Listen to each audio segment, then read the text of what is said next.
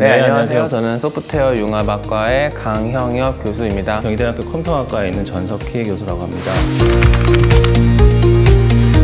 메타버스는 이제 가상현실을 매개로 하는 소통 플랫폼이라고 생각하시면 될 것 같습니다.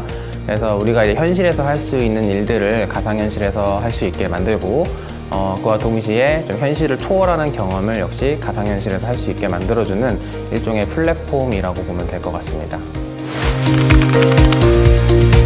가상현실이라는 게 어떻게 하면 현실적인 가상의 세계를 만들까가 이제 목표가 되는데, 현실적인 가상의 세계를 만들기 위해서는 우리가 일상적으로 현실 세계에서 외부 환경의 어떤 여러 가지 경험을 하는 게 오감을 통해서 하는 거거든요.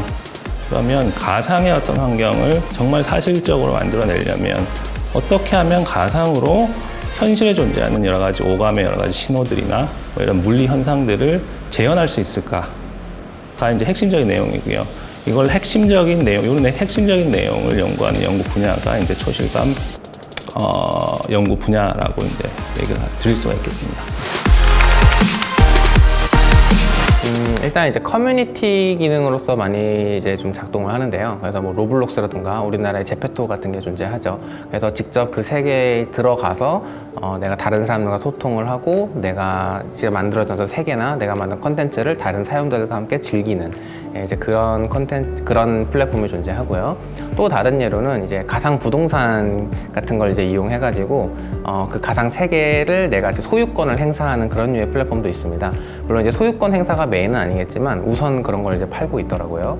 또 이제 그 외에도 가상 콘서트 같은 걸 좀 하기도 해요. 그래서 기존에는 우리가 만약에 콘서트를 한다 그러면 미리 만들어진 어떤 아바타가 나와서 그냥 정해진 순서대로 했다면, 이제는 공연자도 실제로 그 세계에 접속해 있는 메타버스 캐릭터고, 그리고 그거를 관람하는 사람들도 실제로 그걸 관람하는 메타버스 캐릭터예요. 그래서 그들이 그곳에서 실시간으로 콘서트를 함께 만들어가는 그런 류의 콘텐츠도 존재합니다.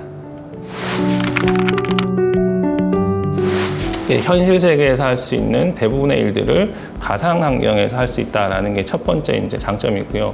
더군다나 현실 세계에서는 여러 가지 리소스 문제나 시간적인 문제, 장소적인 문제에서 할 수 없었던 것들을 가상 환경에서는 사실 시간과 장소에 관계없이 구애받지 않고 할 수 있다는 게 가장 큰 장점인 것 같아요. 그래서 대표적인 게 뭐 멀리 떨어져 있는 사람과 오감 인터랙션을 할 수 있다는 거, 뭐 이런 것들, 혹은 실제로 뭐 훈련 시뮬레이터가 굉장히 뭐 가상현실에서도 주목받는 어떤 어플리케이션 중에 하나인데, 예를 들어서 우리가 비행기 파일럿을 양성하는 뭐 이런 교육 훈련 아카데미 같은 경우에서 이제 실제로 비행기를 몰라면 실제 비행기 훈련을 시키려면 엄청난 비용이 들잖아요. 그 다음에 시간적인 문제도 있고, 그런 것들을 사실 시뮬레이터, 정말 우리가 오감으로 사실적으로 받아들일 수 있는 시뮬레이터를 하나 만들어가지고 시간에 관계없이, 그리고 실제로 뭐 AI화된 인스트럭터가 옆에 있는 이런 형태로 이제 훈련 시뮬레이터를 만들면 비용을 훨씬 더 많이 줄일 수 있는 이런 형태가 되는 거고요. 일단 게임과 메타버스의 가장 큰 분리점 혹은 다른 점을 좀 설명하라고 한다면, 게임은 일단 단방향성 컨텐츠에 가깝죠. 그러니까 공급자가 사용자들에게 이런 종류의 콘텐츠를 제공하겠다, 혹은 너희들이 이런 경험을 했으면 해 라는 거를 위주로 만들어져 있습니다.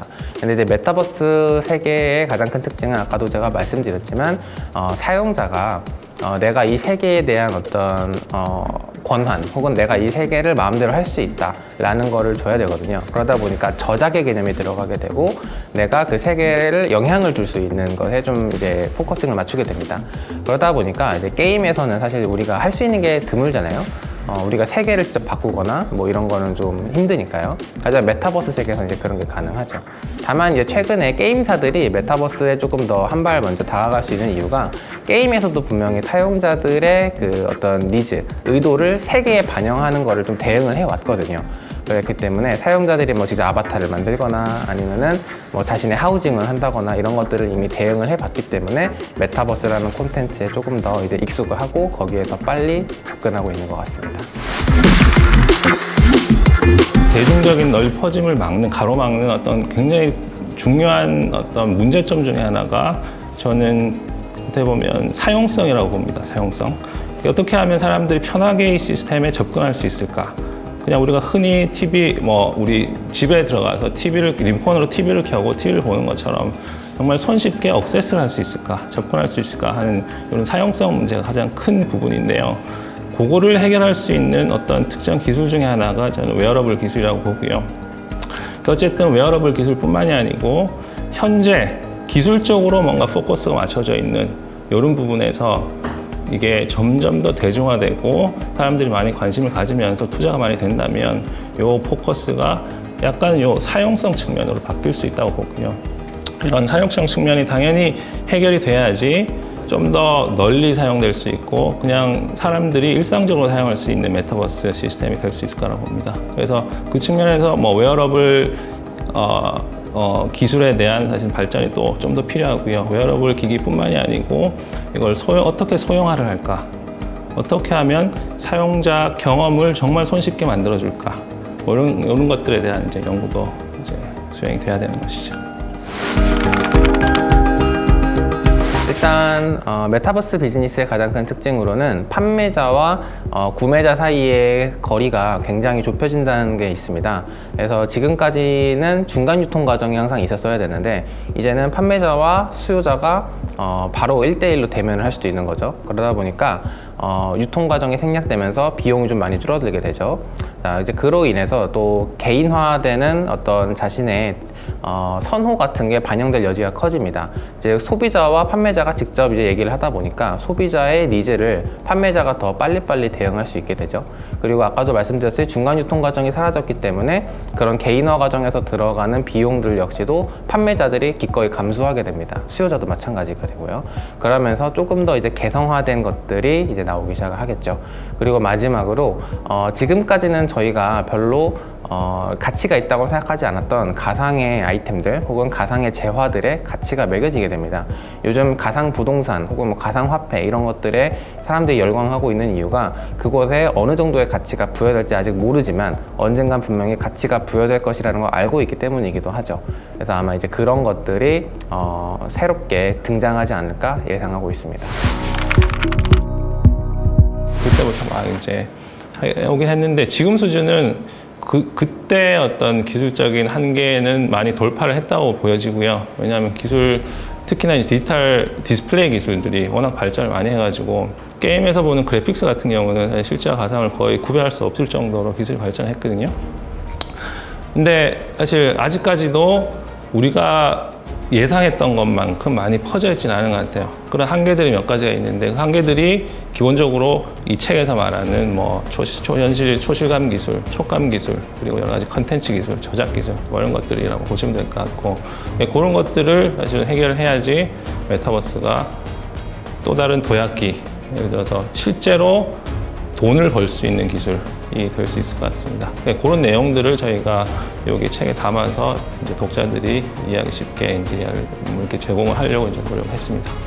사실 요즘 메타버스라는 키워드가 굉장히 급부상을 했었어요. 그래서 저는 좀 이제 걱정되는 면도 좀 있었거든요. 이제 걱정되는 면이 무엇이냐? 메타버스라는 키워드를 제대로 이해하고 있는 사람들이 사실 그렇게 많지 않고 사실 정의도 약간 모호한 면이 있죠. 이제 그런데 이 키워드가 급부상하게 된 이유는 아까도 제가 말씀드렸지만 대중들의 관심이 갑자기 몰리는 일이 생겼고 그와 동시에 이제 과한 투자금이 좀 몰려가지고 제가 생각했을 때는 시기보다 조금 빠르게 이 키워드의 부상이 일어났어요. 이제 그러다 보면 사람들이 많이 기대하게 되는데 아직 그 기술 수준이 그 기대를 완전히 만족할 만큼 발전하지 못했다고 생각을 하거든요. 즉 앞으로 좀 더 발전할 여지가 많이 남아있는 분야이기도 하고요. 그러면 이제 대중들이 어느 날 실망할까봐 좀 이제 걱정이 된 그런 마음이 좀 있어서 이 책을 쓸 때 현재 수준이 어디까지이고 앞으로 해나가야 될 일들이 무엇이고 어떻게 발전할 것이다라는 거를 제가 좀 제시하기 위해서 많이 노력을 했습니다. 그래서 이 책을 읽으시는 독자분들도 그런 마음을 좀 가지시고 지금 여기까지 이루어졌기 때문에 이 정도 가능하구나 라고 생각을 하고 실망하기보다는 더 기대하는 마음으로 메타버스를 대해 주셨으면 좋겠습니다. 감사합니다.